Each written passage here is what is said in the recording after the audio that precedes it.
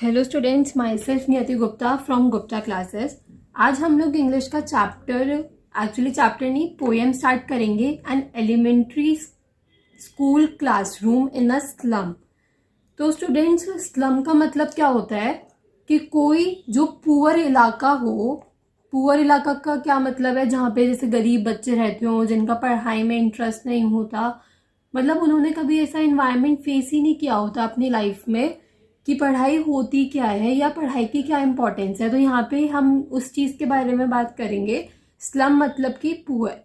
अब यहाँ पे स्टूडेंट्स, आप लोगों को वर्ड मीनिंग्स वगैरह सब कुछ मिल जाएंगे इसी बुक में। मैं आप लोगों के लिए, अगर बहुत छोटा लिखा हुआ है मैंने बुक में, आप लोगों को नहीं दिख रहा है तो फिर मैं आपके लिए बोल भी दूंगी एक बारी कि किस वर्ड का क्या मीनिंग है। तो आप प्लीज़ उसको नोट डाउन कर लेना और ध्यान में रखना, क्योंकि ये जो वर्ड मीनिंग्स हैं वो कभी कभी पूछ लिए जाते हैं क्वेश्चन आंसर्स में ही। 2 मार्क्स का क्वेश्चन उठ के आ जाता है, या फिर अगर इसका वो आ गया, आरटीसी आ गया, मतलब कि कोई एक्सट्रैक्ट आ गया, तो फिर भी आप लोगों से कोई भी मीनिंग पूछा जा सकता है। तो सबसे पहले तो हम लोग यही देखते हैं कि जो पोएम का नाम है वो है an elementary school classroom in a slum. And poet का क्या नाम है? Stephen Spender. पोएट का नाम है स्टीफन स्पेंडर। याद कर लेना, ठीक है। आरटीसी में ये भी क्वेश्चन पूछा जाता है कि right the poem name and the poet. तो सबसे पहले स्टूडेंट्स, हम इसके सेंट्रल आइडिया पे आते हैं पोएम के। The poet is criticising the social organisations. मतलब कि जो पोएट है वो एक सोशल ऑर्गेनाइजेशंस पे क्रिटिसाइज कर रहा है। क्रिटिसाइज करने का क्या मतलब है कि जो सोशल ऑर्गेनाइजेशंस पुअर चिल्ड्रंस को पढ़ाने के लिए बनाई जाती हैं, उनको वो क्रिटिसाइज कर रहा है कि वो लोग अच्छे से अपना काम नहीं कर रहे हैं। वो उन लोगों को बहुत कॉन्ट्राडिक्टरी चीजें बता रहे हैं। And the people involved in impacting education of the to the unprivileged slum childrens. जो पीपल प्रोवाइड करते हैं नॉलेज ऐसे स्लम एरिया के बच्चों को, ये है इसका सेंट्रल आइडिया। और हाईलाइट भी किया गया है सोशल इनजस्टिस, कि कितना इनजस्टिस किया जाता है इन पुअर बच्चों के साथ। उनको कुछ बोलने का फ्रीडम नहीं दी जाती, राइट टू स्पीच नहीं होता है उन्हें, सो ऑन। इनइक्वालिटीज में ट्रीट किया जाता है, ठीक है। अब हम आते हैं पोएम पे। सेंट्रल आइडिया पता चल गया, पोएम का नाम, पोएट, सब कुछ देख लिया। अब हम देखते हैं पोएम में क्या लिखा हुआ है। First paragraph, far far from gusty waves these childrens faces. Gusty मतलब फ्रेश और स्ट्रॉन्ग वेव्स। दीज का मतलब है यहाँ पे स्लम चिल्ड्रंस की बात हो रही है। स्लम चिल्ड्रंस मतलब कि जो चिल्ड्रंस हमें झुग्गी झोपड़ी में यहाँ पे कहीं पे भी देखने को मिलते हैं, उन चिल्ड्रन की बात हो रही है। Like rootless weeds. अब रूटलेस वीड्स का मतलब है अनवांटेड प्लांट्स, जिनको हम नहीं चाहिए, जो हमें नहीं चाहिए होते, unwanted plants. In different interest expressionless children's.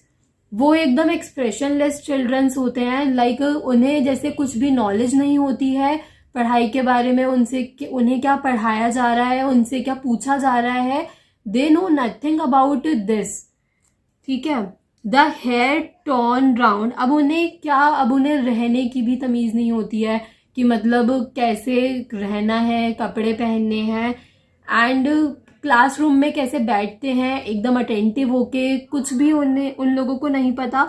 The hair torn round मतलब कि स्कैटर्ड, इधर उधर बिखरे हुए रहते हैं, उनके बाल भी ठीक से टाई अप नहीं करते हैं। देयर पैलर मतलब कि फॉरहेड पे इधर उधर बिखरे रहते हैं। अब भाई देखो, यहाँ पे मैं वर्ड मीनिंग्स बोलते जा रही हूँ, अब आप लोग लिख लेना, इतना तो कर ही सकते हो या याद रखना। वैसे भी जो इंग्लिश की वीडियोस होती हैं वो बच्चे 1-2 दिन पहले ही देखते हैं एग्जाम से, तो फिर इट्स बेटर कि आप लोग कहीं पे वहीं बुक लेके बैठो और लिख लो। The tall girl with the. अब यहाँ पे स्टूडेंट्स, इस फर्स्ट पैराग्राफ में क्लासरूम के अंदर के एनवायरनमेंट की बात हो रही है कि वहां पे चिल्ड्रन जो थे वो कितने अनअटेंटिव थे। बिल्कुल भी उनकी अटेंशन नहीं थी कि उनको क्या पढ़ाया जा रहा है, क्या बताया जा रहा है। यहाँ पे उसके बारे में बात हो रही है कि उनका बॉडी पोस्चर कैसा था। तो कैसा था, the tall girl with her weighed down head, मतलब कि हेड डाउन करके बैठी हुई थी वो लड़की, उसको कोई मतलब नहीं है कि टीचर क्या पढ़ा रहा है क्या नहीं पढ़ा रहा। Second is the paper seeming boy. यहाँ पे पेपर सीमिंग बॉय का क्या मतलब है, जो लड़का बहुत ही पतला है, थिन है, उसकी बात हो रही है। विद रैट्स आई, रैट्स आई का मतलब हंगरी, यहाँ पे हंगर की बात हो रही है। एक लड़का ऐसा बैठा हुआ है। And the third one is the stunted unlucky heir of twisted bones, जिसकी बोन्स में कुछ प्रॉब्लम है, ट्विस्टेड है उसकी बोन्स, और वो अपने फादर को इस डिजीज के लिए कोसता है कि लाइक उसके फादर ने उसे ये डिजीज दी है। उसे ऐसा लगता है कि उसको ये जब से वो बॉर्न हुआ है तब से वो डिजीज है। Reciting a father's gnarled disease, dangerous disease, his lesson from his desk at back of the dim class. अब डिम का मतलब जहां पे लाइट कम होती है, dark class. One unnoted sweet and young, मतलब कि वहां पीछे जहां पे लाइट ठीक से पहुंच भी नहीं रही थी, वहां पे एक बॉय बैठा हुआ था जो बहुत ही स्वीट था, यंग था, और किसी ने उसे नोट नहीं किया था। His eyes live in a dream, अब उसकी आईज में एक ड्रीम चल रहा था, मतलब कि जैसे कभी कभी हम लोगों के साथ भी होता है कि टीचर आगे कुछ पढ़ा रही होती है और हम अपने ही ख्यालों में होते हैं, तो वैसे ही वो बच्चा भी अपने ही ख्यालों में था कि उसको स्क्विरल गेम खेलना है। उसको इस क्लास में कोई इंटरेस्ट नहीं है, कुछ भी नहीं है, बस उसे अपना स्क्विरल गेम खेलना है। इन 3 रूम्स अदर दैन दिस, मतलब कि उसे इस क्लास को अटेंड करने की बजाय वो उस गेम में ज्यादा इंटरेस्ट है। तो अब स्टूडेंट्स देखो, हमें जिस चीज में इंटरेस्ट होगा हम लोग उसी की तरफ ज्यादा भागेंगे, हमें वही चीज करने का मन करेगा। या हमसे कोई जबरदस्ती अगर दूसरी चीज करा भी रहा है तब भी हमें सिर्फ वही चीज करने का मन करेगा जिसके अंदर हमारा मन है। तो ऐसे ही उस बॉय के साथ भी हो रहा था। नाउ स्टूडेंट्स, अब आते हैं हम सेकेंड पैराग्राफ में। फर्स्ट पैराग्राफ में चिल्ड्रन के बारे में बता रखा है कि कैसे चिल्ड्रन बैठे हैं, वो बिल्कुल भी अटेंटिव नहीं है, उनका बिल्कुल भी मन नहीं है पढ़ाई का, तब भी वो लोग सिर्फ बैठे हुए हैं क्लासरूम में। अब सेकेंड पैराग्राफ में हम लोगों को बताया गया है क्लासरूम के बारे में कि क्लासरूम का जो उनका क्लासरूम था वो कैसा था। तो यहाँ पे ऑन सोर क्रीम वॉल्स, तो सोर क्रीम वॉल्स का मतलब होता है स्टूडेंट्स अनटाइडी वॉल्स। डोनेशंस का मतलब है decorations.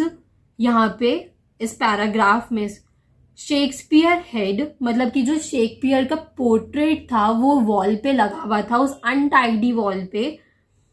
Cloudless eight down civilised डोम राइडिंग ऑल सिटीज, यहाँ पे राइडिंग ऑल सिटीज का मतलब है हाई राइजिंग बिल्डिंग्स की फोटोज वगैरह वहां पे लगी हुई थी उन बच्चों को दिखाने के लिए, उन बच्चों को पढ़ाने के लिए। बिल्ड मतलब कि चर्चेस, फ्लावरी और टायरोलीस वैली, मतलब कि जो फ्लावर वाली वैली है वहां पे उसकी जो फोटोज हैं ये सब कुछ लगा हुआ था। एक मैप लगा हुआ था, open handed map, awarding the world its world, and yet for these childrens these windows not this map their world, मतलब कि ये जो मैप वहां पे लगा हुआ है वो उन लोगों के लिए इतना यूजलेस था कि उनको इस मैप का क्या, जब उन्होंने वर्ड ही नहीं देखा उस स्लम एरिया से बाहर निकल के, तो मैप का उनके पास क्या मतलब रह जाता है, कोई भी मतलब नहीं है उनका उस मैप के लिए। ठीक है। Where all their futures painted with a fog, यहाँ पे फॉग का मतलब है स्टूडेंट्स अनसर्टेनिटी, मतलब कि उनको पता ही नहीं है उनके साथ आगे फ्यूचर में क्या होगा। इवन उन्हें ये तक भी नहीं पता कि उन्हें फूड मिलेगा या नहीं मिलेगा, तो उन्हें फ्यूचर का तो क्या ही पता होगा अपने कि वो लोग आगे जाके क्या करेंगे। अब जैसे हम लोग हैं, हमारा एक एम है कि हमें अपनी लाइफ में ये करना है, बट उन बच्चों का कोई एम ही नहीं है। दे आर एमलेस, उनको पता ही नहीं है कि अभी उनके साथ आगे होने क्या वाला है। तो फिर वो लोग बहुत अनसर्टेनिटी में जी रहे हैं, जहाँ पे उनके ये जो पेंटेड वॉल्स हैं और ये जो बड़ी बड़ी बिल्डिंग्स हैं उसका कोई मतलब नहीं है उन बच्चों के लिए। A narrow street sealed in with a lead sky, यहाँ पे सील्ड का मतलब है स्टूडेंट्स क्लाउड, लेड स्काई का मतलब है डार्क और grey sky, far far from rivers, caps and stars of the world. Stars of the worlds का मतलब है ब्राइटनेस ऑफ सोसाइटी। ओके, तो वो लोग जहाँ पे रहते हैं उन लोगों को ना रिवर्स का पता है, केप्स का पता है, स्टार्स क्या होते हैं उन्हें ये भी नहीं पता, क्योंकि वो लोग एक ऐसे एरिया में रहते हैं जहाँ पे सिर्फ डार्कनेस होती है और क्लाउड से पूरा एरिया घिरा हुआ रहता है। ठीक है, थर्ड पैराग्राफ इज, अब उनका जो कॉन्ट्रास्टेड क्लासरूम है यहाँ पे उसकी बात हो रही है। फॉर एग्जाम्पल स्टूडेंट्स, हम लोग तो शेक्सपियर को जानते हैं, बट जो वो बच्चे हैं उनको नहीं पता कि शेक्सपियर कौन है, वो क्या करता है, उसकी जॉब क्या है, वो अच्छा इंसान है भी या नहीं है। तो फिर उन बच्चों के लिए शेक्सपियर एक क्रिमिनल भी हो सकता है। ठीक है, क्योंकि ऐसे जो स्लम एरियाज होते हैं आप लोगों ने नोटिस किया होगा कि वहां पे क्रिमिनल्स के फोटोज ज्यादा लगे हुए रहते हैं। तो इस वजह से यहाँ पे लिखा हुआ है कि श्योरली शेक्सपियर इज विग्ड, मतलब कि शेक्सपियर जो है उनके लिए वो एक क्रिमिनल भी हो सकता है। The map is a bad example, उन लोगों के लिए मैप को पढ़ाना, मैप के बारे में बताना एक बहुत ही ज्यादा बैड एग्जाम्पल है, क्योंकि उन लोगों को बाहर के वर्ल्ड के बारे में कुछ नहीं पता। और उन लोगों को क्यों नहीं पता बाहर के वर्ल्ड के बारे में? अब देखो, जितना एरिया हम लोग देख पा रहे हैं, जितना हम लोगों को पता है, सबसे ज्यादा हम लोगों को क्या पता होगा वर्ल्ड के बारे में जहाँ पे हम लोग रह रहे हैं, जहाँ पे हम लोग रोज आते जाते हैं, वहां के वर्ल्ड के बारे में हमें ज्यादा पता होगा स्टूडेंट्स। वर्ल्ड के उस पार्ट का ज्यादा पता होगा हमें। बट वो लोग जैसे उन्हीं स्लम एरियाज में घूमते रहते हैं, सब कुछ करते रहते हैं, तो उनको बस उस स्लम एरिया को छोड़ के कुछ भी नहीं पता। प्लस अब मैप में कौन सी चीजें मार्क होती हैं, जैसे कि कोई बड़ा कॉन्टिनेंट हुआ वो मार्क होगा, कंट्री हुई वो मार्क होगी, कोई एक छोटा सा स्लम एरिया तो मार्क नहीं होगा ना। तो उन बच्चों ने जब क्वेश्चन रेज किया कि हमारा स्लम एरिया कहाँ है, वहां पे उन लोगों को पता ही, तो फिर वो लोग बता ही नहीं पाए कि मैप में यहाँ पे आपका स्लम एरिया है। तो उन लोगों को बहुत बुरा लगा इस चीज के लिए कि हमारा स्लम एरिया तो इस मैप में है ही नहीं, तो हम क्यों पढ़ रहे हैं ऐसे, ये हमारे किसी मतलब का नहीं है। With ships and sun and love tempting them to steal for lives and slyly का मतलब है secretly survival, turn in their crammed halls, crammed holes का मतलब है सफोकेटिंग हाउसेस, क्योंकि वो लोग बहुत सफोकेटिंग हाउसेस में रहते हैं, जैसे कि एक रूम में 5-5, 6-6 लोग सो रहे हैं, तो इसका मतलब है suffocating houses. From fog to endless nights, उन्होंने बस अपनी जिंदगी में धुंध देखी हुई होती है, एंडलेस नाइट मतलब कि डार्क नाइट्स देखी हुई होती हैं, उससे ज्यादा उन लोगों ने कुछ नहीं देखा हुआ होता। On their slag heap these children wear skins peeped through by bones and spectacles of steel। उन लोगों के पास इतने पैसे नहीं होते कि वो अच्छे से नरिश्ड हो पाए, तो फिर इस वजह से स्टूडेंट्स वो लोग बहुत थिन होते हैं। और उन लोगों ने, आपने नोटिस किया होगा, ज्यादा कपड़े भी नहीं पहन रखे होते, जब गर्मी वगैरह हो वो लोग ऐसे ही घूमते हैं जस्ट कुछ नीचे पहन के। तो यहाँ पे इसका मतलब वही है। With mended glasses like bottle bites on stones, all their time and space are foggy slum। फिर से foggy slum का उन्होंने एग्जाम्पल दिया है। So blot their maps, मतलब कि ब्लैक स्पॉट बना हुआ होता है मैप पे उनके स्लम एरिया को डिनोट करने के लिए, बट वो ब्लैक डॉट वो लोग तो नहीं समझ पाएंगे, तो इस वजह से जो मैप है वो उन लोगों के लिए बहुत ज्यादा यूजलेस चीज है। With slums as big as Doom मतलब कि हेल। ठीक है, नाउ लास्ट पैराग्राफ स्टूडेंट्स। अब देखो लास्ट पैराग्राफ में ये दे रखा है कि उन बच्चों को कैसे पढ़ाना चाहिए और उन बच्चों को क्या क्या राइट्स देने चाहिए हमें। अनलेस गवर्नर, इंस्पेक्टर, विजिटर, इन तीनों को मिलके ये जो मैप है, this map becomes their window, ये जो मैप है उनकी विंडो बने, रियलिटी बने, एंड देयर विंडोज, मतलब कि स्लम एनवायरनमेंट की बात हो रही है, क्योंकि उनकी जो विंडो है स्टूडेंट्स, वो अगर अपने घर से भी बाहर निकलेंगे तो वो एक स्लम एरिया को ही देखेंगे और कुछ तो नहीं देखेंगे वो लोग, कि अब उनके जैसे ही बच्चे रहते हैं इधर उधर और उनके जैसे ही बच्चे खाते हैं, पीते हैं, खेलते हैं, तो वो उन लोगों को देख के उनके जैसे बनते जा रहे हैं। बट हमें क्या करना है, हमें उनको थोड़ा सा उस स्लम एरिया से हटा के थोड़ा सिविलाइज्ड एरिया में लेके जाना है। उन लोगों को वैलीज, फ्लावर्स, माउंटेन्स दिखाने हैं। उन लोगों को बताना है कि ये भी हमारे वर्ल्ड का एक पार्ट है, देखो हमारा वर्ल्ड कितना सुंदर है। बस एक ये नहीं कि आप लोग फॉग और डार्क में रह के अपनी पूरी जिंदगी गुजार दो, तभी उनको उस मैप का, उस वर्ड का मतलब समझ में आएगा जो हमारे लिए बहुत सुंदर है बट उनके लिए बस एक स्लम एरिया है। अब आगे बढ़ते हैं। That shut upon their lives like catacombs, break o break. अब यहाँ पे ब्रेक ओ ब्रेक का मतलब है remove inequality between rich and poor. हमें रिच और पुअर के बीच की जो इनइक्वालिटी है उसे रिमूव करना पड़ेगा।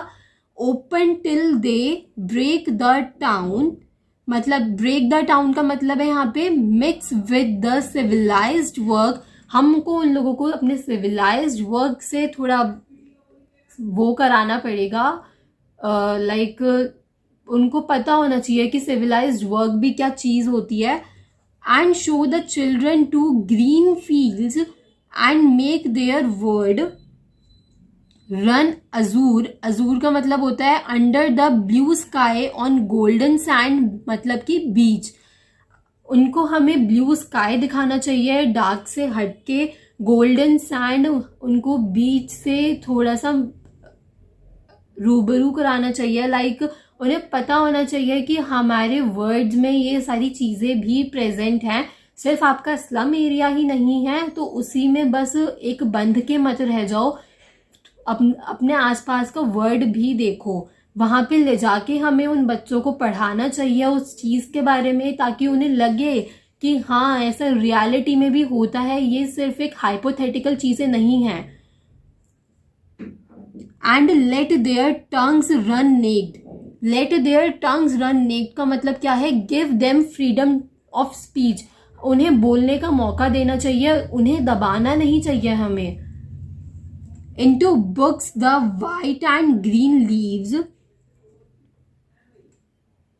यहाँ पे white and green leaves का मतलब है pages of books, open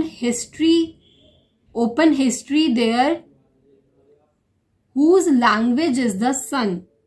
इसका मतलब है history is created by the children whose language has energy and warmth of sun। History वही बच्चे क्रिएट कर पाते हैं जिनकी लैंग्वेज में एनर्जी होती है और सन की तरह एक वार्मथ होती है। ओके स्टूडेंट्स, अब देखो यहाँ पे 2 वर्ड्स रह गए हैं जिनका मीनिंग मैंने आप लोगों को नहीं बताया है। डॉन, डॉन का मतलब है early morning bright clay, and it's word का मतलब, अब यहाँ पे इट्स वर्ड देयर विंडो जहां पे भी यूज हो रहा है, इसका मतलब क्या है, उनका जो स्लम वर्ड है हम उसके बारे में बात कर रहे हैं। उनकी जो स्लम विंडोज हैं, स्लम एनवायरनमेंट है उनका, उसके बारे में हम लोग बात कर रहे हैं। तो यहाँ पे आप लोगों को क्या समझ में आया स्टूडेंट्स कि एक तो वहाँ के जो बच्चे थे उनको पढ़ाई में इंटरेस्ट नहीं था, और प्लस उनको पढ़ाई में इंटरेस्ट क्यों नहीं था, क्योंकि जो उनका क्लासरूम मेंटेन करा हुआ था वो उनके हिसाब से था ही नहीं, क्योंकि वो लोग हर एक चीज को एक कॉन्ट्रास्ट में ले रहे थे। लाइक उन्हें नहीं पता कि शेक्सपियर कौन है, उन्हें इन बड़ी बड़ी बिल्डिंग्स का मतलब नहीं पता, उन्होंने उस छोटे से 1 रूम वाले हाउस में ही अपना गुजारा किया है, तो इन बड़ी बड़ी बिल्डिंग्स से उन्हें क्या मतलब है। तो समझ में आ रहा है स्टूडेंट्स। अब देखो, जैसे कि हम लोग बड़ी बड़ी बिल्डिंग्स में रहते हैं, फ्लैट्स में रहते हैं, हमें छोटे स्लम एरियाज का नहीं पता कि वो लोग अपना कैसे मैनेज करते हैं, तो वो हम उस वर्ड को इग्नोर करते हैं, हम अपने ही वर्ल्ड में बिजी रहने की कोशिश करते हैं, और कोशिश क्या करते हैं स्टूडेंट्स, हम लोग अपने वर्ल्ड में बिजी रहते ही हैं। तो ऐसे ही उन लोगों के लिए, अब हम लोगों को क्या है, हम लोगों के पास इंटरनेट है, गूगल है, सब कुछ है, हम लोग सर्च कर सकते हैं कि कहाँ पे क्या क्या चीज़ें घूमने की हैं, क्या कहाँ कहाँ पे माउंटेन्स हैं, बीचेस हैं। बट उन लोगों के पास अभी इतनी टेक्नोलॉजी नहीं है, इतना मतलब पैसा नहीं है कि वो ये सब कुछ ले सके, उनको आगे के वर्ल्ड के बारे में पता चले, वो लोग घूमने जा सके। तो फिर इस वजह से हमें उन लोगों को वहाँ पे ले जाके, आई मीन हम लोगों को जो गवर्नर होते हैं और जो इंस्पेक्टर्स होते हैं, विजिटर्स होते हैं, जो उन लोगों की रिस्पॉन्सिबिलिटी लेते हैं, उन लोगों को वहाँ पे ले जाके उन्हें पढ़ाना चाहिए। लाइक अगर उनको माउंटेन्स के बारे में स्टडी करानी है तो फिर पहले वो उन्हें माउंटेनियस रीजन पे लेके जाएं एंड उन्हें थोड़ी सी नॉलेज दें उसके बारे में कि हाँ देखो ये उनका रियल वर्ड है। शेक्सपियर के बारे में नॉलेज दें कि he is not a criminal. So students, आज का हमारा ये चैप्टर यहीं पे ख़त्म होता है।